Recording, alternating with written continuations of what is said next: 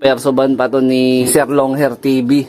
Ayan, shoutout kay Sir Bench Season. Tingin ko ito na yung sapat na panahon o oras para pawalan siya. Ating mga ibon nakaronda naman na. So magsisilbing guide yung iba nating warrior. So unang alpas na yan dito sa atin. Ayan, no. Grabe.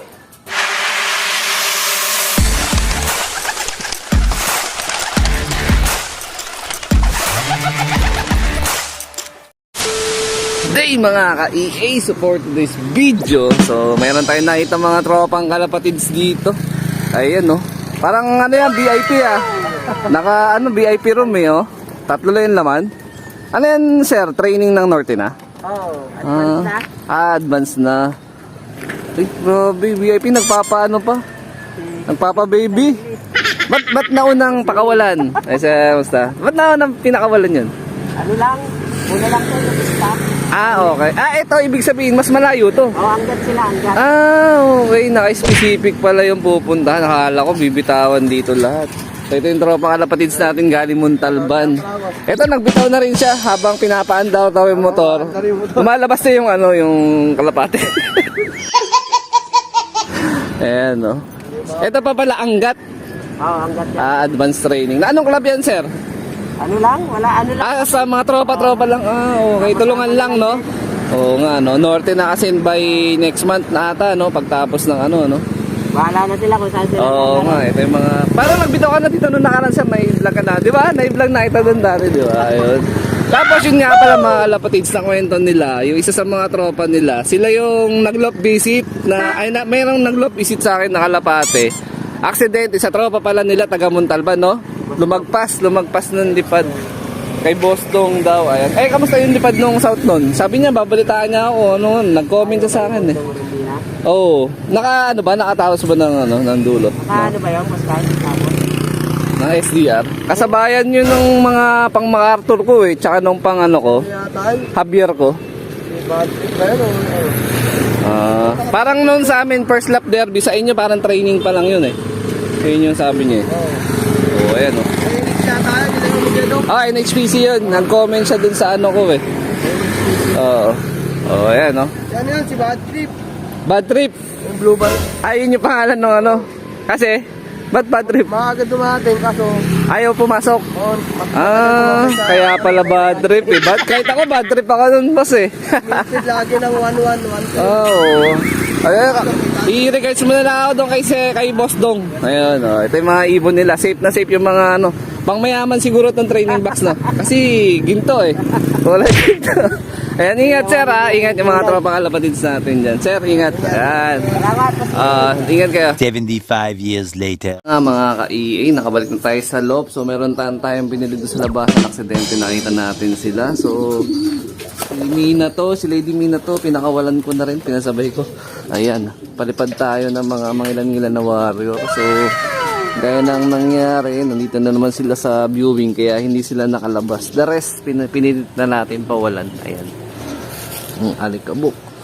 Ayun, magbibitaw pa pala yung tropa natin. Papunta pa raw sila ng anggat. Kaya nung sabi nila na tutuloy na sila, is iniwan ko na sila doon. Tapos naglinis na ako lahat-lahat para magawa yung mga task ko dito sa loob. So plano ko is pawalan na nga rin itong si Pure Japan. So eto siya.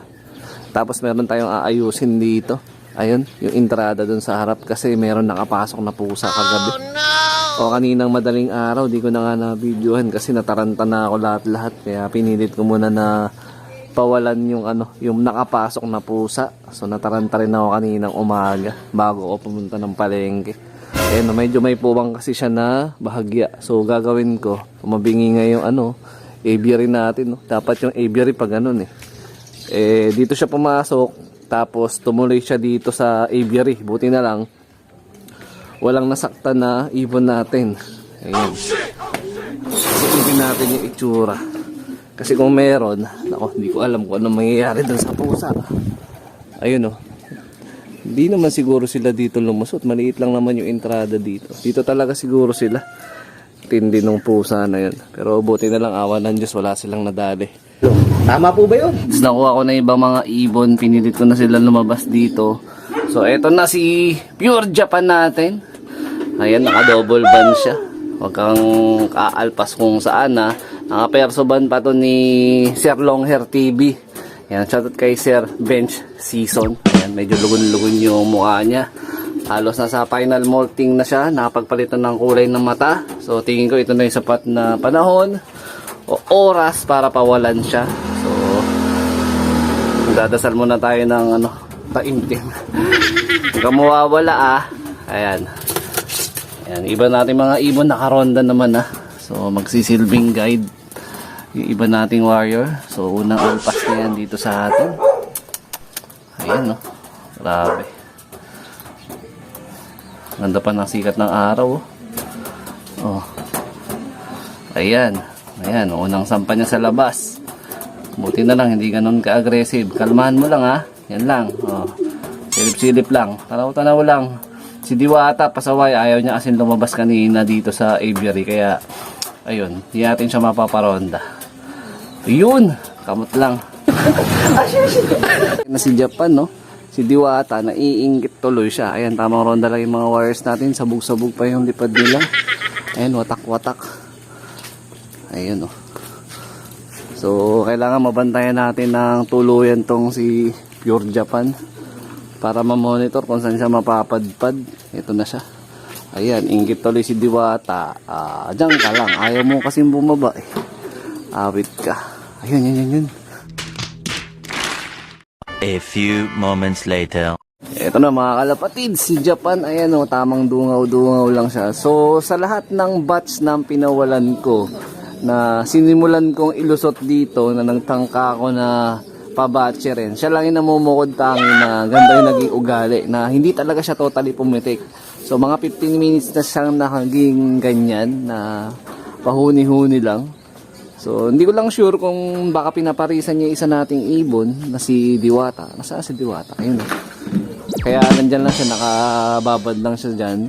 Pero malaking bagay na kahit papano hindi siya aggressive. So yan. Medyo maganda, medyo gusto ko yung yung ugali niya na pabatche rin natin ngayon. Tapos binalik ko nga dito kahapon si Lady Mina to sa air slope mga kalapatids. At ito na naman ang naging kaganapan sa dalawa. Ayan, naawa kasi ako kahapon ng mga bandang 2:00. Nagpupumigla siya dun sa pinaka breeding section.